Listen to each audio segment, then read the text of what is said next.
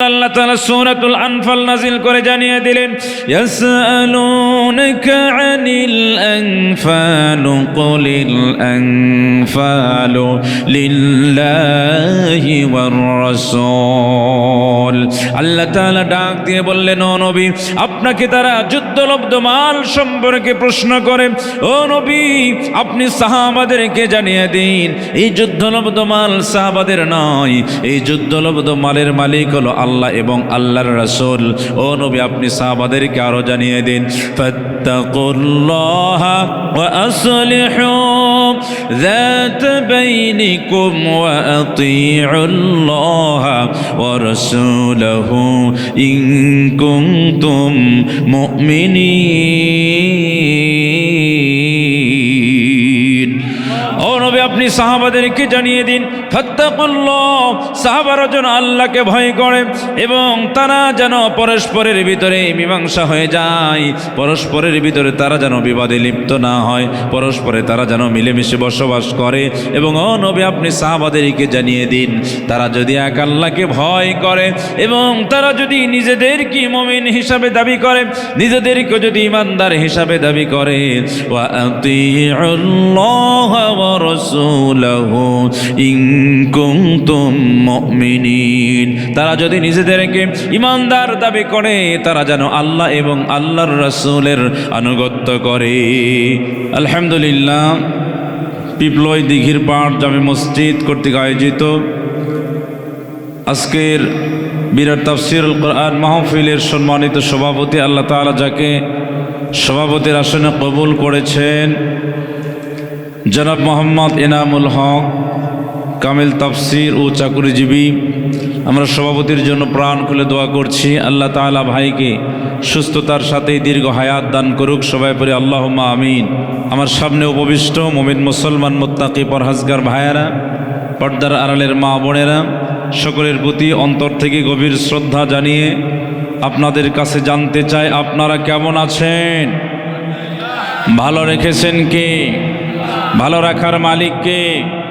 যে আল্লাহ ভালো রেখে ভালোবেসে রহমতের সামিয়ানার নিচে বসার তৌফিক দিয়েছেন, সে আল্লাহর প্রশংসা করার দরকার আছে না নাই? আমরা কোনো দুনিয়ার নেতার প্রশংসা করব না, আমরা দুনিয়ার কোনো মানুষের প্রশংসা করব না, যিনি আমাদের সৃষ্টিকর্তা একমাত্র আমরা তারই প্রশংসা করতে চাই। কথা বলেন ঠিক কিনা? মুসলমান ভাইয়েরা, আজকে আপনাদের কণ্ঠের আওয়াজই প্রমাণ করছে আগামীর বাংলাদেশ কোরআনের বাংলাদেশ। কথা বলেন ঠিক কিনা? আপনাদের কণ্ঠের আওয়াজই প্রমাণ করছে আগামীর বাংলাদেশ টুপিওয়ালার বাংলাদেশ। আপনাদের কণ্ঠের আওয়াজই প্রমাণ করছে আগামীর বাংলাদেশ আলিমদের বাংলাদেশ। আমরা আর কোনো নাস্তিকার মুরতাদদেরকে ক্ষমতায় বসাতে চাই না। কথা বলেন ঠিক কিনা? নাস্তিকতা নিপাত যাক, দিন ইসলাম জিন্দাবাদ। নাস্তিকতা নিপাত যাক, দিন ইসলাম জিন্দাবাদ। কোটি প্রাণী একই আওয়াজ, খোদাদ্রোহী ছাড় পাবে না, এই বাংলাটাই হবে না। মুসলমানরা জেগেছে আজ, জোর কদমে সামনে চলো, বজ্রকণ্ঠে আওয়াজ তোলো, সবাই মিলে একই তালে দাও না স্লোগান, নারায়ে তাকবীর, নারায়ে তাকবীর। ইসলামেরই জন্য দেশের হয়েছে জন্ম, ইসলামের বিরুদ্ধে গেলে দেশ হবে ভিন্ন। ইসলামের বিরুদ্ধে যারা নিয়েছে অবস্থান, এই বাংলায় ঠাঁই হবে না, যাও হিন্দুস্তান। জোর কদমে সামনে চলো, বজ্রকণ্ঠে আওয়াজ তোলো, সবাই মিলে একই তালে দাও না স্লোগান, নারায়ে তাকবীর। মুসলমান ভাইরা, আমি আপনাদের সামনে পবিত্র কালামুল্লাহ শরীফের মধ্য থেকে প্রসিদ্ধ একটি সূরার নাম হলো সূরাতুল আনফাল। নাম কি? সূরাতুল আনফাল। আল্লাহ তাআলা কেন নাজিল করলেন? মুসলমান ভাইরা, ইসলামের সর্বপ্রথম যে যুদ্ধ হয়েছে, বলেন তো যুদ্ধের নাম কি? বদর যুদ্ধ। নাম কি? সবাই জানেন না? ইসলামের সর্বপ্রথম যুদ্ধের নাম হলো বদর যুদ্ধ। বদর যুদ্ধ শুরু হওয়ার আগে বিশ্ব নবী সাল্লাল্লাহু আলাইহি ওয়াসাল্লাম সাহাবাদের মাঝে বদর যুদ্ধের ডাক দিলেন, ঘোষণা করে দিলেন। সাহাবারা একের পর এক এসে বিশ্ব নবীর হাতে হাত রেখে বদর যুদ্ধে অংশগ্রহণ করতেছে। মুসলমানদের ইমানের অবস্থা ওই সময় কেমন ছিল? ওই সময় এক ঘরে একজন মা, জনম দুঃখিনী মা, ঘরে বসে বসে কান্না করতেছে। মুসলমান ভাইরা, আমরা যদি বাড়িতে প্রবেশ করি, যাদের যাদের মা বাবা বেঁচে আছে, ঘরে যদি প্রবেশ করে দেখি আমার মা কান্না করতেছে, আমার কষ্ট হবে কি না? আমার মনে হবে আমার মার কি না জানি হয়েছে, মা কি হয়েছে তোমার? এরকমভাবে আমি কিন্তু মাকে জিজ্ঞেস করব। মুসলমান ভাইরা, ওই সময় বিশ্বনবী রাহমাতুল লিল আলামিন এক প্রান্তে বদর যুদ্ধের ডাক দিয়েছে, অপর প্রান্তে একটা রুমি, একটা ঘরে একজন মহিলা ঘরে বসে বসে কান্না করতেছি। মহিলার দুটো ছোট্ট সন্তান ছিল, স্বামী মারা গিয়েছে, দীর্ঘদিন হয়েছে। ছোট্ট দুটো সন্তান ঘরের ভিতরে প্রবেশ করে দেখে তাদের মা কান্না করতেছে, জনম দুঃখিনী মা কান্না করতেছে। মুসলমান ভাইরা, ছোট্ট দুটো সন্তান মার কাছে গিয়ে মাকে জড়িয়ে ধরলেন, জড়িয়ে ধরে বলতেছেন, মা কি হয়েছে তোমার, কেন তুমি কান্না করতেছ?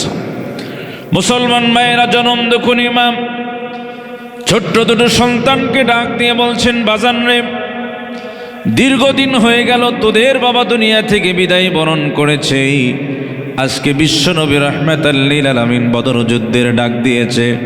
আজকে যদি তোদের বাবা বেঁচে থাকতো, তোদের বাবাকে আমি বিশ্বনবীর সাথেই বদর যুদ্ধে পাঠাইয়া দিতাম। তোদের বাবা যদি বদর যুদ্ধে গিয়ে যুদ্ধ করতে করতে, লড়াই করতে করতেই দুনিয়া থেকে বিদায় নিয়ে শাহাদত বরণ যদি করত, তাহলে আমি তোদের মা শহীদের স্ত্রী হিসাবে নিজেকে ধন্য মনে করতাম। আল্লাহু আকবার। শহীদের স্ত্রী হিসাবে নিজেকে ধন্য মনে করতাম।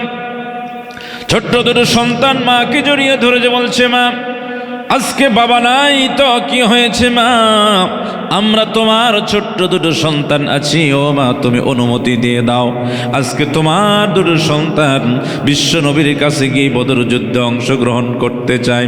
জনম দুঃখিনী মা ছোট্ট দুটো সন্তানকে অনুমতি দিয়ে দিলেন। ছোট্ট দুটি সন্তান চলে গেলেন বিশ্বনবীর কাছে।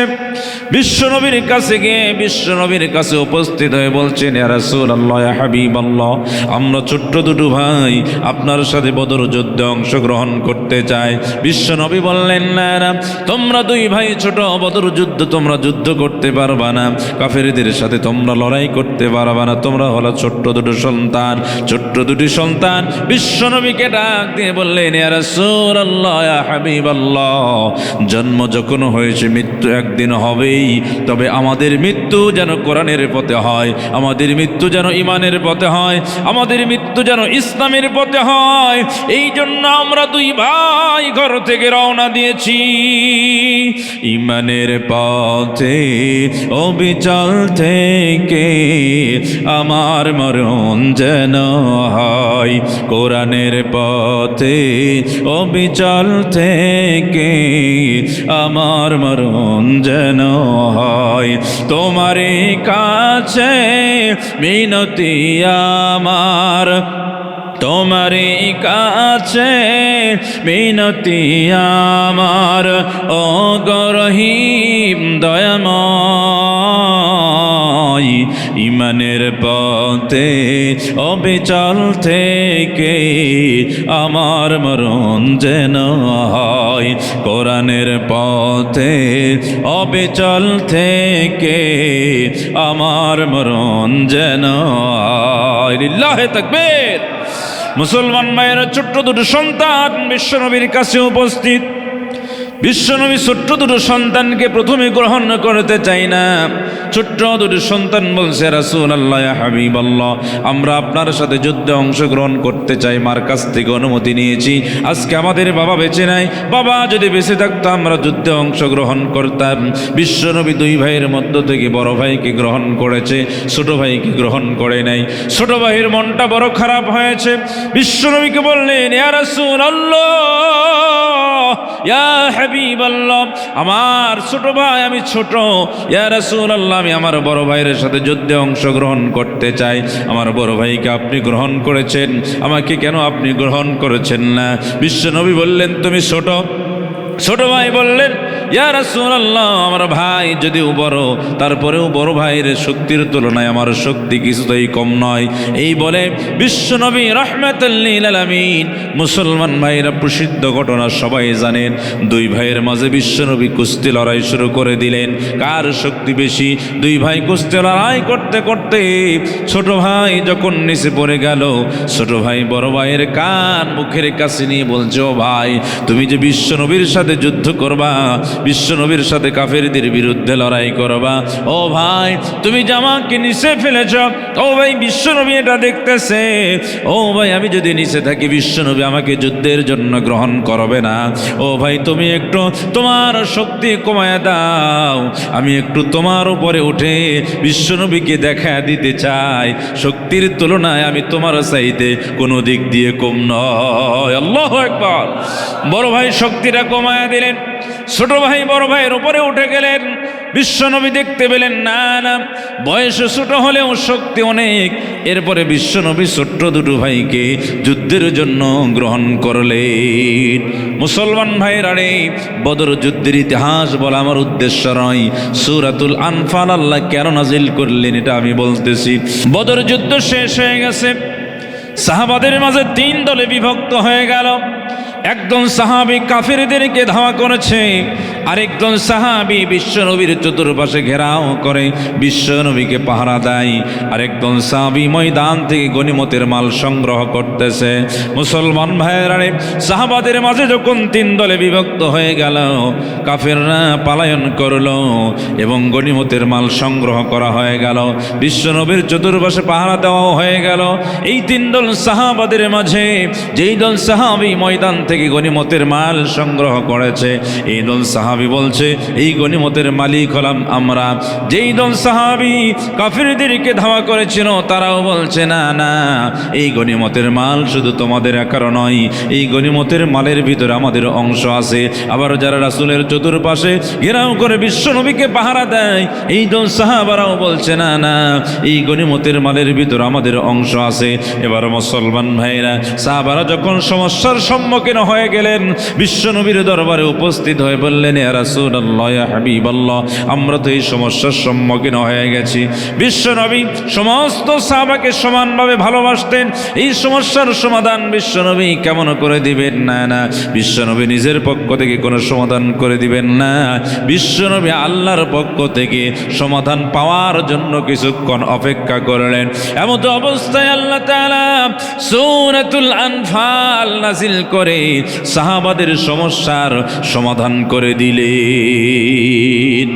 তাহলে মুসলমান ভাইরা, সূরাতুল আনফাল নাজিল হলো তখন বদর যুদ্ধের পর সাহাবারা সমস্যার সম্মুখীন হলো যখন। কথা বলেন ঠিক কিনা?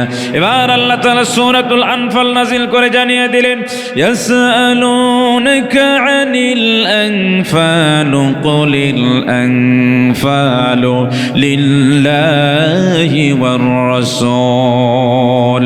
আল্লাহ তাআলা ডাক দিয়ে বললেন, ও নবী, আপনাকে তারা যুদ্ধলব্ধ মাল সম্পর্কে প্রশ্ন করে।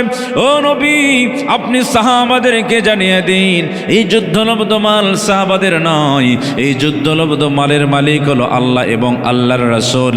ও নবী, আপনি সাহাবাদেরকে আরো জানিয়ে দিন, ফাত্তাকুল্লাহা وأصلحوا ذات بينكم وأطيعوا الله ورسوله إن كنتم مؤمنين।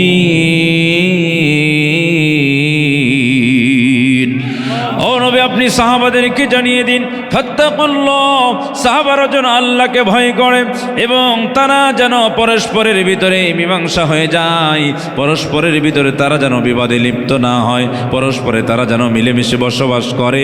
এবং ও নবী, আপনি সাহাবাদেরকে জানিয়ে দিন, তারা যদি এক আল্লাহকে ভয় করে এবং তারা যদি নিজেদেরকে মুমিন হিসাবে দাবি করে, নিজেদেরকে যদি ইমানদার হিসাবে দাবি করে, ওয়া আতিউল্লাহ ওয়া রাসূলাহু ইন কুনতুম মুমিনিন, তারা যদি নিজেদেরকে ইমানদার দাবি করে, তারা যেন আল্লাহ এবং আল্লাহর রাসূলের আনুগত্য করে।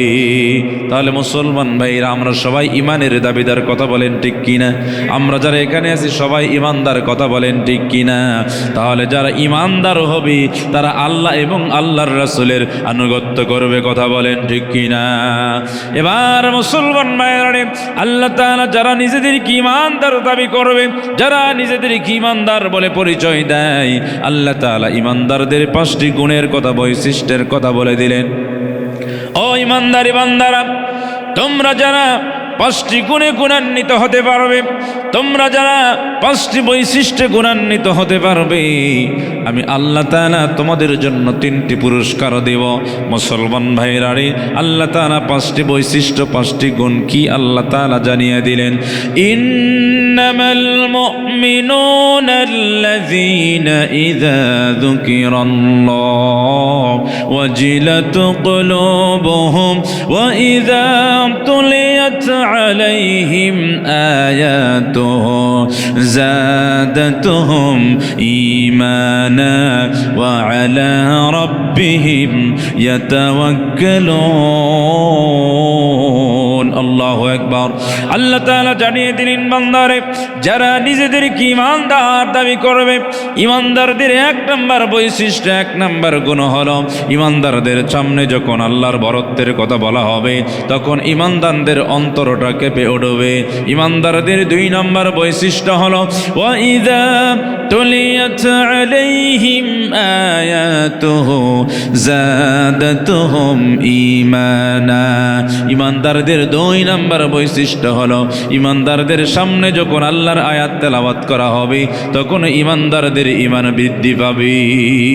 ঈমানদারদের 3য় নম্বর বৈশিষ্ট্যের কথা আল্লাহ তাআলা জানিয়ে দিলেন, ওয়া আলা রাব্বিহিম ইয়াতাওয়াক্কালুন। আল্লাহু আকবার। ঈমানদারদের 3 নম্বর বৈশিষ্ট্যের কথা আল্লাহ তাআলা জানিয়ে দিলেন, ঈমানদাররা একমাত্র ভরসা রাখবে আল্লাহর উপরে। তাহলে আমরা ভরসা রাখবো কার উপরে? আল্লাহর উপরে আমাদের ভরসা রাখতে হবে। আমরা যদি আল্লাহর উপর ভরসা রাখতে পারি, আল্লাহ তাআলা বলে দিলেন, ওয়া মান ইয়াতাওয়াক্কাল আলাল্লাহি ফাহুয়া হাসবুহ। যারা আল্লাহর উপরে ভরসা রাখবে, আমি আল্লাহ তাদের জন্য যথেষ্ট হয়ে যাব।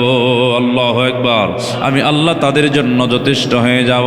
এবার মুসলমান ভাইরা, তাহলে যারা ঈমানদার হবে, ঈমানদারদের সামনে আল্লাহর বরত্বের কথা যখন আলোচনা করা হবে, ঈমানদারদের অন্তরটা কেঁপে উঠবে, ঈমানদারদের অন্তরটা নাড়া দিবে। এবার আল্লাহ তাআলা বলেন, যখন ঈমানদারদের সামনে আল্লাহর আয়াত তেলাওয়াত করা হবে, যখন এই কোরআন তেলাওয়াত করা হবে, আল্লাহর আলোচনা যখন করা হবে, আল্লাহর দেওয়া আয়াতগুলো যখন ঈমানদারেরা শুনবে, ঈমানদাররা পাঠ করবে, ঈমানদারদের ঈমান বৃদ্ধি হবে। তাহলে মুসলমান ভাইরা, এই আয়াত পাঠ করার দরকার আছে না নাই? এই আয়াত শিক্ষার দরকার আছে না নাই? মুসলমান ভাই, আল্লাহ তাআলা আমাদেরকে এত সুন্দর, এত দামি একটা কিতাব দিলেন, যেই কিতাব আজকে আমরা পড়তে পারি না, যেই কিতাব আজকে আমরা শুনতে পারি না, যেই কিতাব আজকে আমরা শিখতে পারলাম না, যেই কিতাব সন্তানদেরকে শিক্ষা দিতে পারলাম না, অথচ কত সুন্দর, কত দামি একটা কিতাব দিয়েছেন। মুসলমান ভাইরা, বলেন তো, আমাদের সামনে যে কিতাবটা আছে, এই কিতাবের বাড়ি কোথায়? এই কিতাবের বাড়ি কোথায়? এই কিতাবকে যদি আমরা প্রশ্ন করি, কিতাব কত সুন্দর করে উত্তর দিয়ে দেয়, ও কিতাব বলো তো, বলো তোমার বাড়ি কোথায়? কিতাব কত সুন্দর করে উত্তর দিয়ে দিলেন, বাল হুয়া কুরআনুম মাজিদুন ফি লাওহিম মাহফুজ। জোরে বলি আল্লাহু আকবার। কিতাব উত্তর দিয়ে দিলেন, আমার বাড়ি হলো লাওহে মাহফুজে। এবার যদি আমরা কিতাবকে প্রশ্ন করি, ও কিতাব বলো তো, বলো তোমার বাড়ি লাওহে মাহফুজে, সেটা বুঝলাম। এই লাওহে মাহফুজ তো দুনিয়াতে নয়, লাওহে মাহফুজ তো ওপরে। ও কিতাব, ওই আসমান থেকে, লাওহে মাহফুজ থেকে তুমি যে দুনিয়াতে আগমন করেছ, কে তোমাকে দুনিয়াতে পাঠিয়েছে? কিতাব উত্তর দিয়ে দিলেন, তানজিলুম মির রাব্বিল আলামিন। আল্লাহু আকবার। কিতাব উত্তর দিয়ে দিলেন, মহাপরাক্রমশালী দয়াময় আল্লাহ আমাকে দুনিয়াতে পাঠিয়েছেন। ও কিতাব বলো তো, বলো আমরা দুনিয়ার এক প্রান্ত থেকে আরেক প্রান্তে যখন যাই, তখন প্লেনের মাধ্যমে, জাহাজের মাধ্যমে, বাসের মাধ্যমে, মাইক্রোর মাধ্যমে আমরা যেতে পারি। ও কিতাব, তুমি যে লাওহে মাহফুজ থেকে দুনিয়াতে আগমন করেছ, তুমি কিসের মাধ্যমে দুনিয়াতে আগমন করেছ? কিতাব উত্তর দিয়ে দিলেন, প্লেনের মাধ্যমে নয়, বাসের মাধ্যমে নয়, জাহাজের মাধ্যমে নয়, আমি দুনিয়াতে আগমন করেছি নাযালা বিহির রূহুল আমিন। কিতাব উত্তর দিয়ে দিলেন, জিবরাইল আলাইহিস সালামের মাধ্যমে আমি দুনিয়াতে আগমন করেছি। মুসলমান ভাইরা রে, এই কিতাবকে যদি এখন প্রশ্ন করে, ও কিতাব তুমি যে দুনিয়াতে আগমন করেছ, ও কিতাব বলো তো বলো, তোমার ভিতরে কোনো ভুল আছে নাকি? তোমার ভিতরে সন্দেহের কোনো অবকাশ আছে নাকি? মুসলমান ভাইরা বলেন তো, এই কিতাবে ভুল আছে? সন্দেহের কোনো অবকাশ আছে? কোনো ভুল নেই, সন্দেহের কোনো অবকাশ নাই। এই উত্তর কিতাব নিজেই দিয়ে দিলেন, লা ইয়াতিহিল বাতিলু মিন বাইনি ইয়াদাইহি ওয়ালা মিন খালফি। কিতাব সুন্দর করে উত্তর দিয়ে দিলেন, আমি এমন একটা কিতাব, আমার সামনে থেকে পিছন থেকে ডান থেকে বাম থেকে আমার ভিতরে কেউ কোনো ভুল ঢোকাতে পারেন নাই। বরং কিতাব সুন্দর করে জানিয়ে দিলেন, যালিকাল কিতাবু লা রাইবা ফীহি হুদাল লিল মুত্তাকিন। আল্লাহু আকবার। কিতাব জানিয়ে দিলেন আমার ভিতরে কোনো ভুল নাই, এমনকি আমার ভিতরে সন্দেহের কোনো অবকাশ নাই। তাহলে মুসলমান ভাইরা, এই নির্ভেজাল কিতাব শিক্ষা করার দরকার আছে না নাই? এই জন্য মুসলমান, এই কিতাব আমরা নিজে শিখব, এই কিতাব আমরা সন্তানদেরকে শিক্ষা দিব। এই কিতাবের শিক্ষায় যদি সন্তানদেরকে শিক্ষিত করতে পারি, এই সন্তান আমার দুনিয়া এবং পরকালে কাজে লাগবে। কথা বলেন ঠিক কিনা? কোরআন শিখাও ছেলে মেয়েকে, ওহে মুসলমান, জান কবজের সময় তোমার হইবে রে আসান। কোরআন শিখাও ছেলে মেয়েকে, ওহে মুসলমান, জান কবজের সময় তোমার হইবে রে আসান। একটি ছেলে আলেম হলে,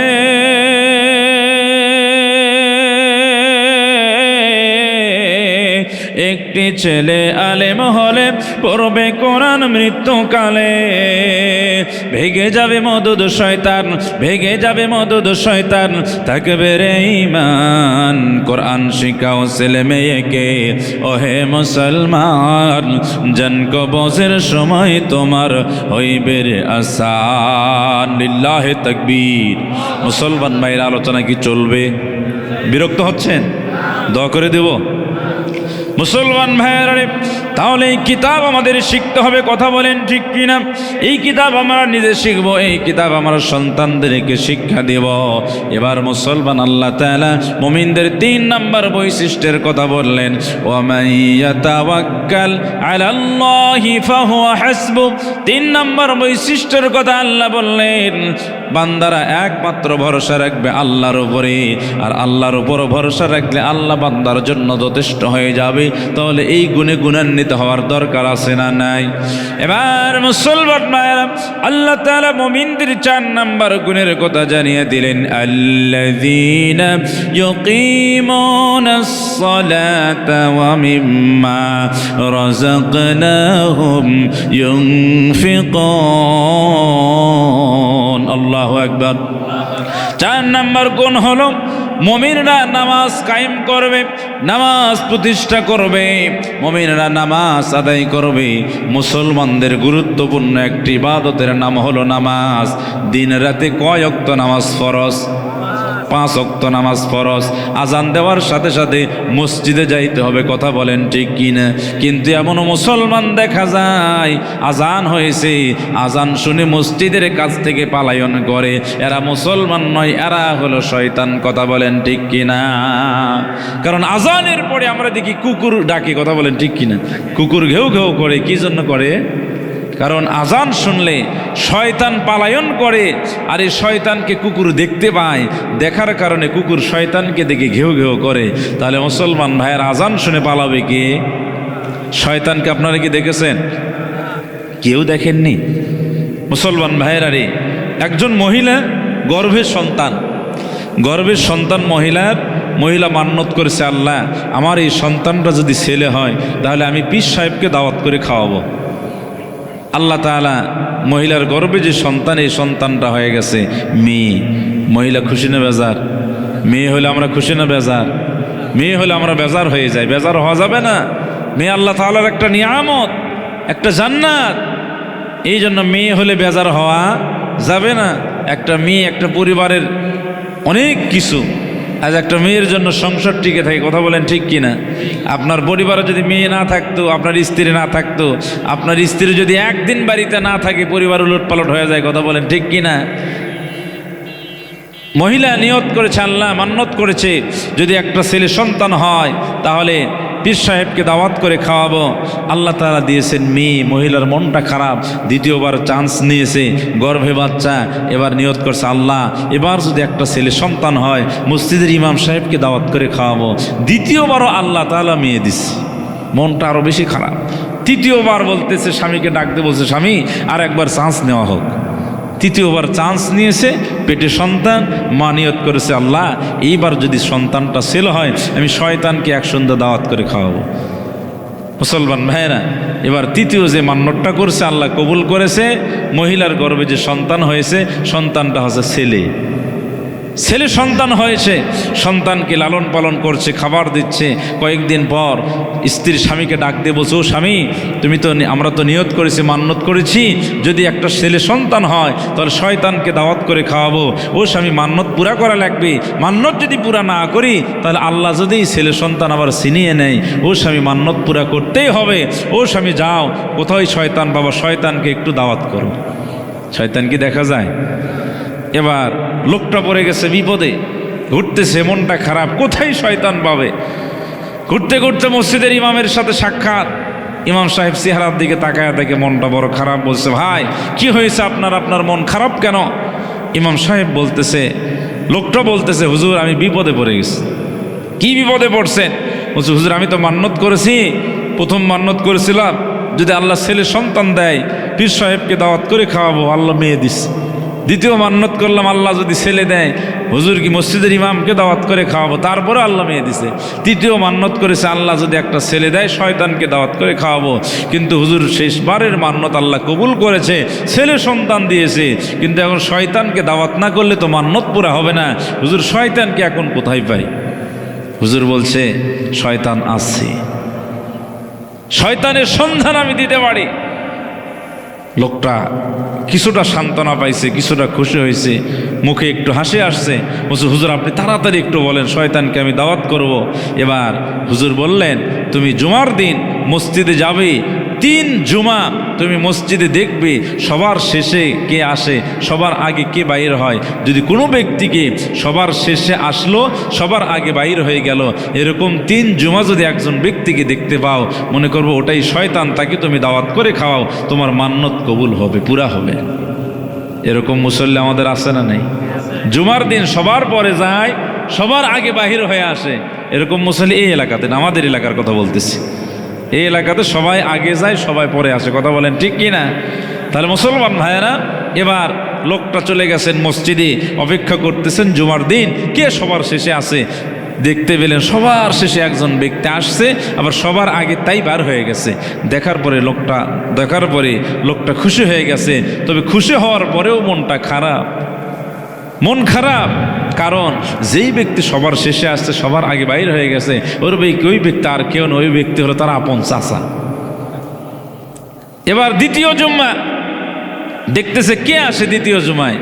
দ্বিতীয় জুমায় গিয়ে দেখি সবার শেষে একজন আসলো, সবার আগে একজন বাহির হয়ে গেল। এই লোকটা আর কেউ না, ওই চাচা। মনটা আরো বেশি খারাপ, আল্লাহ এই শয়তানের ভাগে কি আমার চাচা কি পড়া লাগবে? মনটা বড় খারাপ। তৃতীয় জুমা চিন্তা করতেছে, আল্লাহ এই জুমায় যেন আমার চাচা যেন পরে না আসে, আমার চাচা যেন আগে আসে না। তৃতীয় জুমায় একই অবস্থা, সবার শেষে আসলো যে, সবার আগে বাইর হয়ে গেল ওই চাচা। এবার মুসলমান ভাইয়েরা, লোকটা চাচার বাড়ি গিয়ে চাচাকে ডাক দিয়ে বললেন, চাচা যান আগামী সোমবার দুপুরবেলা আমার বাড়িতে আপনার দাওয়াত। চাচা বড় খুশি হয়ে গেছে, ভাতিজারে আমার বউ আমার পাতে ভাত বাড়ে না, তুই দাওয়াত দিলে আমি বড় মহা খুশি হয়ে গেলাম। পাতে ভাত বাড়ে না এমন বউ আছে না নাই? কই ভাত ওটি আছে দেখা পাচ্ছ না, তুলে লেখাও, এরকম বউ আছে না নাই? মুসলমান ভাইয়েরা, এবার লোকটা চাচাকে দাওয়াত দিয়েছে, চাচা খুশি হয়ে গেছে। সোমবার দিন দুপুরবেলা সুন্দর নতুন কাপড় উপরে ভাতিজার বাড়িতে গেছে চাচা দাওয়াত খাইতে। চাচার সামনে খাবার দিয়েছে, এবার চাচার সামনে সুন্দর সুন্দর খাবার পেয়ে ভাতিজাকে বলছে, ও ভাতিজা সামনে এত সুন্দর খাবার, দোয়া ছাড়া কি খাওয়া যায়? ও ভাতিজা একটু হাতটা তোলাম, একটু আল্লাহর কাছে দোয়া করে খাবারটা খাইতে যাই। ভাতিজা বলতে, চাচা তোমার দোয়ার কোনো দরকার নেই, শয়তানের দোয়ার দরকার আছে, শয়তানের দোয়া কাজে লাগবে। ভাতিজা দোয়া করি।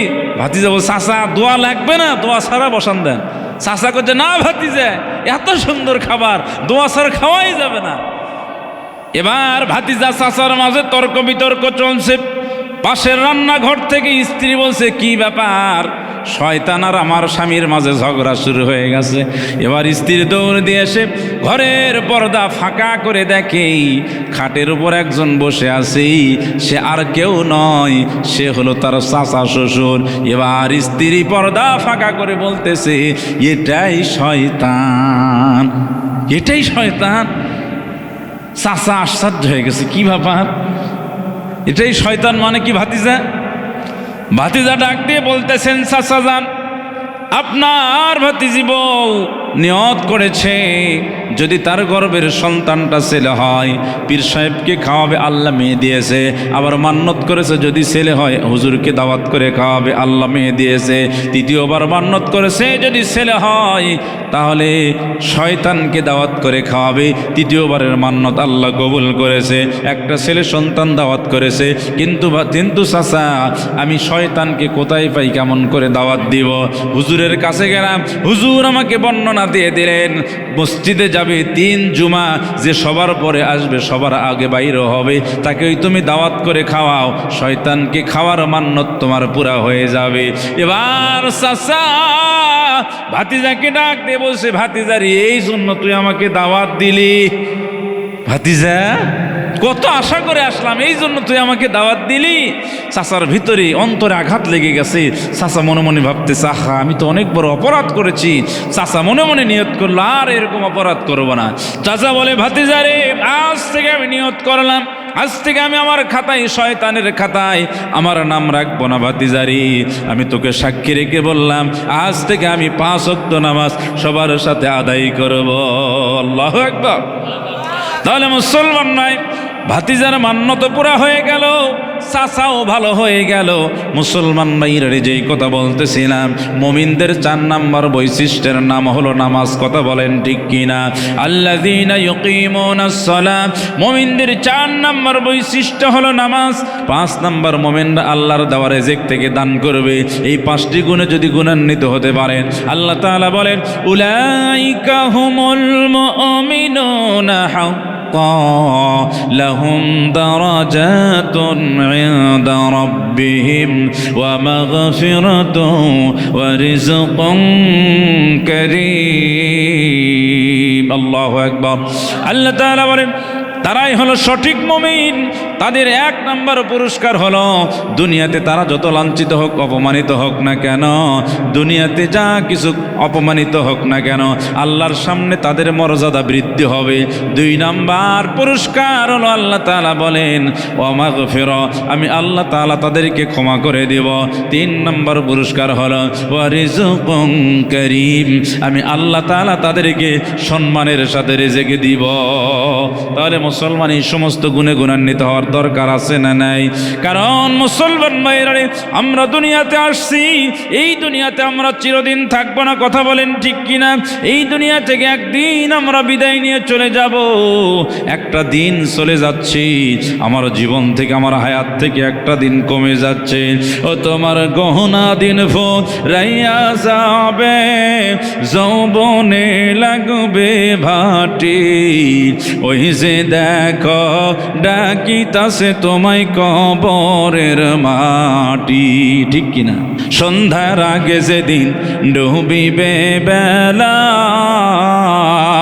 এক পলকে ভেঙ্গে যাবে তোমার রঙেরই মেলা। সন্ধ্যার আগে যেদিন ডুবিবে বেলা, এক পলকে ভেঙ্গে যাবে তোমার রঙেরই মেলা। খেলা।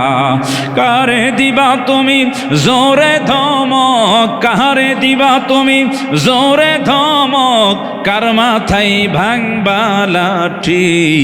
ওই যে দেখো ডাকিতাছে তোমায় কবরের মাটি, ঠিক কিনা? খবর পেয়ে আসবে আত্মীয় স্বজন, তোমারই চার পাশে বৈশা তারা করবে রে ক্রন্দন। খবর পেয়ে আসবে আত্মীয় স্বজন, তোমারই চার পাশে বৈশা তারা করবে রে ক্রন্দন। সাজাইবে মনের মতন, সাজাইবে মনের মতন, কি সুন্দর পরিপাটি। ওই যে দেখো ডাকিতাছে তোমায় কবরের মাটি। কবরের মাটি আমাদেরকে ডাকতেছে, কবরে আমরা কি নিয়ে যাব? কতটুকু আমরা আমল করলাম, কি নিয়ে আমরা যাব? কত ইবাদত করলাম, আমাদের ইবাদত আল্লাহর কাছে কবুল হলো কিনা আমরা জানি না। কত ইবাদত করছি, আল্লাহ তাআলা বললেন বান্দারে তোমরা আমার ইবাদত করো। আমার ইবাদতের সাথে সাথে আল্লাহ তাআলা আমাদের আরো দুটো ব্যক্তির কথা উল্লেখ করলেন, যেই দুটো ব্যক্তি হলো আমাদের জনম দুঃখনী মা বাবা। আল্লাহ তাআলা বললেন বান্দারে আমার ইবাদতের সাথে সাথে পিতামাতার সেবা করো, পিতামাতার খেদমত করো, পিতামাতার সাথে ভালো ব্যবহার করো। এবার মুসলমান ভাইয়েরা, আল্লাহর ইবাদতের সাথে সাথে পিতামাতার সাথে আমাদের ভালো ব্যবহার করতে হবে, ভালো আচরণ করতে হবে। পিতামাতার সাথে যদি আমি ভালো ব্যবহার করতে না পারি, পিতামাতার সাথে যদি আমি বেয়াদবি করি, আমার দ্বারা যদি আমার মা কষ্ট পায়, আমার বাবা যদি কষ্ট পায়, আমি যত ইবাদত করি না কেন আমার ইবাদত আল্লাহর কাছে কবুল হবে না। হযরত মালিক ইবনে দিনার রাহমাতুল্লাহি আলাইহি আল্লাহর ওলি হজে গেলেন, হজ করলেন। হজ করে আল্লাহর কাছে বলছেন, গো আল্লাহ আমার হজ কবুল হলো কিনা আমি একটু জানতে চাই। হযরত মালিক ইবনে দিনারকে আল্লাহ তাআলা জানাইয়া দিলেন, এ মালিক ইবনে দিনার, আমি আল্লাহ তোমার হজ কবুল করেছি, কিন্তু রে মালিক এই মক্কা নগরীতে এমন একজন ব্যক্তি আছে, এক নয় দুই নয় 40 বার হজ করেছে, আমি আল্লাহ তার হজ কবুল করি নাই। কয়বার হজ করছে? 40 বার হজ করল, আমি আল্লাহ তার হজ কবুল করি নাই। আরে মালিক ইবনে দিনার, যাও তুমি তাকে জানা দাও আমি আল্লাহ তার হজ কবুল করি নাই। এবার মালিক ইবনে দিনার তালাশ করতেছে, নামটা হলো মুহাম্মদ ইবনে হারুন সামারকান্দি। কোথায় মুহাম্মদ ইবনে হারুন সামারকান্দি? তালাশ করতে করতে মক্কা নগরী তালাশ করা শেষ, মুহাম্মদ ইবনে হারুন সামারকান্দিকে পাই না। চলে গেলেন মদিনায়। মদিনায় গিয়ে তালাশ করতেছে কোথায় মুহাম্মদ ইবনে হারুন সামারকান্দি। তালাশ করতে করতে একজন লোককে জিজ্ঞাসা করলো, ভাই তোমরা কেউ কি মুহাম্মদ ইবনে হারুন সামারকান্দিকে দেখেছো নাকি? বলে না না, আমরা কেউ তো মুহাম্মদ ইবনে হারুন সামারকান্দিকে দেখে নাই। পাশ থেকে একজন ব্যক্তি বলতেছে, হ্যাঁ হ্যাঁ আমি মুহাম্মদ ইবনে হারুন সামারকান্দির খবরও দিতে পারি। যান, চলে যান মসজিদে নববীতে চলে যান। মসজিদে নববীর পিছন কাতারে একজন ব্যক্তি দাঁড়ায় নামাজ আদায় করতেছে, ওই ব্যক্তিটাই হলো মুহাম্মদ ইবনে হারুন সামারকান্দি। চলে গেলেন মালিক ইবনে দিনার মসজিদে নববীতে। মসজিদে নববীর পিছন কাতারে দেখে একজন ব্যক্তি নামাজ আদায় করতেছে। মালিক ইবনে দিনার পিছনে বসে পড়লেন। নামাজ শেষ হয়ে গেল। লোকটা বলতেছেন, হুজুর কি ব্যাপার, আপনি কিছু বলবেন নাকি? মালিক ইবনে দিনার বলতেছেন, তুমি কি মুহাম্মদ ইবনে হারুন সামারকান্দি? বলে হ্যাঁ হ্যাঁ আমি হলাম মুহাম্মদ ইবনে হারুন সামারকান্দি। বলে তুমি কি এমন হতভাগা ব্যক্তি যে ব্যক্তি 40 বার হজ করেছো? বলে হুজুর আপনি ঠিকই বলেছেন, আমি 40 বার হজ করেছি। মালিক ইবনে দিনার বললেন, এ হতভাগা সন্তান, আল্লাহ তাআলা তোমার এবারের হজটাও কবুল করে নাই। কি তুমি অপরাধ করেছো আল্লাহর কাছে? কত বড় তুমি অপরাধী। 40 বারের হজ আল্লাহ তাআলা তোমার কবুল করলো না, কারণটা কি একটু বলো? এই কথা বলার সাথে সাথে মোহাম্মদ ইবনে হারুন সামারকান্দি হাউমাউ করে কান্না করা শুরু করে দিলেন। বললেন, হুজুর আমি এমন বড় অপরাধী, এত বড় অপরাধ আমি করেছি হুজুর, এই অপরাধের কথা আমি বলতে পারবো না। মালিক ইবনে দিনার বলে, না না, তোমাকে বলতেই হবে, তুমি কি অপরাধ করেছ? মোহাম্মদ ইবনে হারুন সামারকান্দি মালিক ইবনে দিনার রাহমাতুল্লাহি আলাইহিকে বলতেছেন, হুজুর আমি এমন একজন ব্যক্তি ছিলাম, প্রত্যেক রজনীতে আমি মদ পান করতাম, মাতাল অবস্থায় আমি বাড়ি ফিরতাম। ও হুজুর,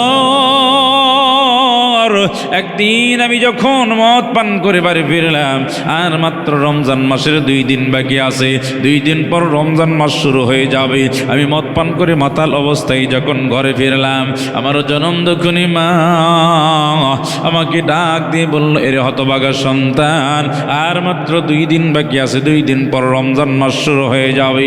মানুষ সবাই রমজান মাসের মার্কেট করতেছে, রমজান মাসের প্রস্তুতি গ্রহণ করতেছে, আর তুই এমন হতভাগা সন্তান, তুই কি রমজান মাসের প্রস্তুতি নিবি না? তুই কি মদ পান করা ছাড়বি না?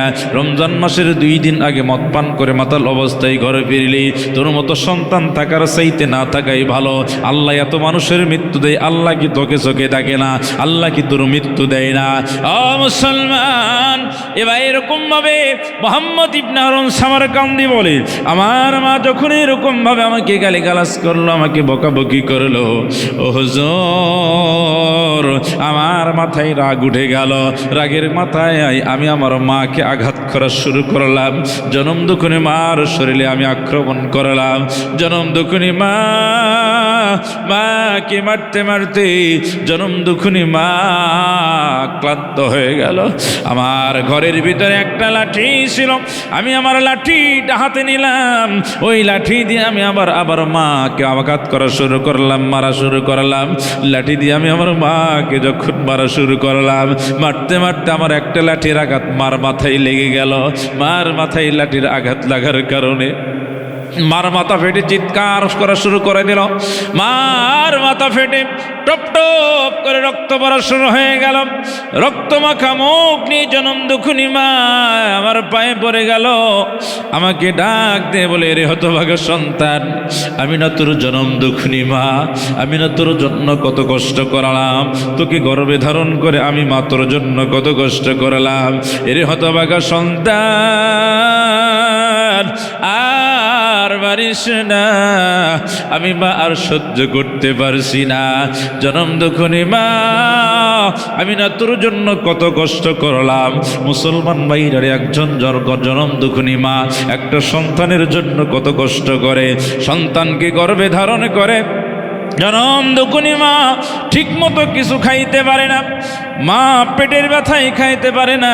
মুসলমান ভাইরারি, বিজ্ঞান বলে একটা সন্তান যখন গর্ভে আসে, আসার পর এই সন্তান আস্তে আস্তে বাড়তে থাকে। যখন 6 মাস অতিক্রম করে, এই সন্তান প্রত্যেক মাসে 2 ইঞ্চি বাড়তে থাকে। বাড়তে বাড়তে একটা সন্তান 10 মাস 10 দিনে 18 থেকে 20 ইঞ্চি সন্তান বড় হয়ে যায়। এই সন্তানটা যখন পেটের ভিতরে বাড়া শুরু করে দেয়, এই সন্তান কোন দিকে বাড়বে? আস্তে আস্তে ঘুরতে ঘুরতে 6-7 মাস পরে এই সন্তানের পাটা উপর দিকে উঠে যায়। এই সন্তান পা নাড়াচড়া করা শুরু করে দেয়। এই গর্ভে ধারণ করা ছোট্ট সন্তান মার কলিজায় আঘাত করতে থাকে, মার কলিজায় লাথি মারতে থাকে। ও মুসলমান ভাইরানি, বিজ্ঞান বলে একটা গর্ভের সন্তান তার গর্ভে থাকাকালে 10 মাস 10 দিন থাকাকালে 10 মাস 10 দিন পর যখন ভূমিষ্ঠ হয়, এই গর্ভে থাকাকালে প্রায় 3500 থেকে 4000 বার মার কলিজায় লাথি মারে। বিজ্ঞান বলে এই সন্তানের পায়ের লাথির আঘাত যদি কোনো বাবার কলিজায় মারা হয়, ওই বাবা ওই সন্তানের লাথির আঘাত সহ্য করতে পারবে না। সেই জনম দুঃখিনী মা পেটের ভিতরে যখন আমাকে ধারণ করলো, আমি যখন মার কলিজায় আঘাত করলাম, আমার আঘাতে জনম দুঃখিনী মা ঠিক মতো ঘুমাইতে পারে না, জনম দুঃখিনী মা ঠিক মতো খাইতে পারে না। গভীর রজনীতে জনম দুঃখিনী মা বসে বসে কান্না করতেছে। স্বামী ডাক দিয়ে বলে, প্রাণের বিবি কি হয়েছে তোমার, তুমি কেন কান্না করো, তুমি কি ঘুমাও নাই? স্বামী ডাক দিয়ে বলে, বিবি কেন তুমি ঘুমাও নাই? বিবি বলে, স্বামী গো, আমার পেটের ভিতরে ব্যথা করে তোমার সন্তানটা আমার কলিজায় লাথি মারে, পেটের ব্যথার কারণে আমি ঠিকমতো ঘুমাইতে পারি না। এই জনম দুঃখিনী মা যখন সন্তান প্রসবের জন্য বাবার বাড়ি চলে যাবার মাত্র একদিন আছে, গভীর রজনীতে জনম দুঃখিনী মা ঘুম থেকে জাগ্রত হয়ে স্বামীর পা ধরে কান্না করতেছে। স্বামী জাগ্রত হয়ে দেখে স্ত্রী পা ধরে কান্না করতেছে। স্বামী ডাক দিয়ে বলে, প্রাণের বিবি কি হয়েছে তোমার, কেন তুমি কান্না করো? স্ত্রী ডাক দিয়ে বলে, স্বামী গো, আগামীকাল সন্তান প্রসবের জন্য আমি বাবার বাড়ি চলে যাব। ও স্বামী, কত মহিলাকে দেখেছি সন্তান জন্ম দিতে গিয়ে দুনিয়া থেকে বিদায় নিয়েছে। ও প্রাণের স্বামী, আমি যদি সন্তান জন্ম দিতে গিয়ে দুনিয়া থেকে মৃত্যুবরণ করি, ও স্বামী তুমি আমার সন্তানকে দেখে রাখো। মুসলমান ভাইরারি, সন্তান ভূমিষ্ঠ করতে গিয়ে একজন মার কত কষ্ট হয়, প্রসবের যে কত ব্যথা, এটা একজন জনম দুঃখিনী মা বলতে পারে। প্রসবের কি ব্যথা মা জানে সে কথা, মরিয়াও যেন মায়ের মরণ হলো না। প্রসবের কি ব্যথা মা জানে সে কথা, মরিয়াও যেন মায়ের মরণ হলো না। মায়ের ঠেকিয়া সন্তানের দায়, মায়ে ঠেকিয়া সন্তানের দায়, অকালে মা প্রাণ হারায়, এমন মাকে তোমরা কষ্ট দিও না। জনম দুঃখিনী ভবে কেউ হবে না আমার মা গো, জনম দুঃখিনী ভবে কেউ হবে না আমার মা গো। মুসলমান ভাইরা রে, মোহাম্মদ ইবনে হারুন সমরকান্দি বলে, আমার মা যখন কাকুতি মিনতি করা শুরু করে দিল, তারপরেও আমার রাগ ঠান্ডা হলো না। আমি আমার মাকে কোলে তুলে নিলাম। মাকে কোলে নিয়ে তুলে নিয়ে বাড়ির পাশে একটা বড় চুলা ছিল, চুলায় আগুন জ্বলতেছে। ওই চুলার ভিতরে আমি আমার জনম দুঃখিনী মাকে নিক্ষেপ করলাম। নিক্ষেপ করার পর আমি আমার জ্ঞান হারিয়ে আমি পড়ে গেলাম। সকাল যখন হয়ে গেল, মানুষ এসে আমাকে ডাকাডাকি করতেছে, রে মোহাম্মদ ইবনে হারুন, কি অপরাধটা তুমি করলে? আমি ঘুম থেকে জাগ্রত হয়ে দেখি লোকজন আমার পাশে বের করতেছে। আমি বললাম, কি হয়েছে, তোমরা কি বলো? বলে, মোহাম্মদ ইবনে হারুন, কি অপরাধ তুমি করেছো? এত বড় অপরাধ তুমি কেমন করে করতে পারলে? আমি বললাম, আমি কি অপরাধ করেছি? লোকজন আমাকে নিয়ে চুলার পাশে চলে গেল। চুলার পাশে গিয়ে দেখি চুলার ভিতরে আমার জনম দুঃখিনী মার লাশ দেখা যায়। ওই জনম দুঃখিনী মার শরীরে কোনো গোশত নাই, ওই মার শরীরের কোনো কিছুই বাকি নাই, শুধুমাত্র ওই জনম দুঃখিনী মার হাড়গুলো দেখা যায়। মোহাম্মদ ইবনে হারুন সমরকান্দি বলে, তারপরে আমি আমার অপরাধ বুঝতে পেরে আমি আমার সমস্ত সম্পদ আল্লাহর রাস্তায় দান করে দিলাম। যে হাত দিয়ে আমি আমার মাকে আঘাত করেছে, ওই হাত আমি কেটে ফেললাম। তারপরেও আমার মনের ভিতরে আমার সান্ত্বনা জাগে না, ভালো লাগে না। চলে আসলাম মক্কায়। আসার পরে 1 নয় 2 নয় 40 বার হজ করলাম। তারপরেও আল্লাহ জানায় দিল, এরে মোহাম্মদ ইবনে হারুন, আমি আল্লাহ তোমার হজ কবুল করি নাই। তাহলে মুসলমান ভাইরারি, পিতামাতাকে কষ্ট দিয়ে কোনো ইবাদত আল্লাহর কাছে কবুল হবে না। এই জন্য যাদের মা বেঁচে আছে মায়ের খেদমত করবেন, বাবা বেঁচে আছে বাবার খেদমত করবেন। শীতের দিন জনম দুঃখিনী মা কত কষ্ট করতেছে, মার একজোড়া মোজা নেই, মা শীতের কোনো কাপড় নেই, পুরাতন একটা চাদর মুড়ি দিয়ে আমার মা কাঁদতেছে। এর হতভাগা সন্তান, তোমার কি টাকা হয় না মাকে একটা চাদর কিনে দিবে? এর হতভাগা সন্তান, বাবাকে একটা চাদর কিনে দেওয়ার মতো তোমার কি টাকা হয় না? এ হতভাগা সন্তান, শীতের ভিতরে মা বাবা কত কষ্ট করতেছে, একটু টাকা পয়সা সংগ্রহ করে মা বাবার একটু খেদমত করো, মা বাবাকে একটু শীতের পোশাক নিয়ে দাও। ওই মা বাবা যদি তোমার জন্য দোয়া করে, আল্লাহ তাআলা তোমার জন্য রহমতের দরজা খুলে দিবে।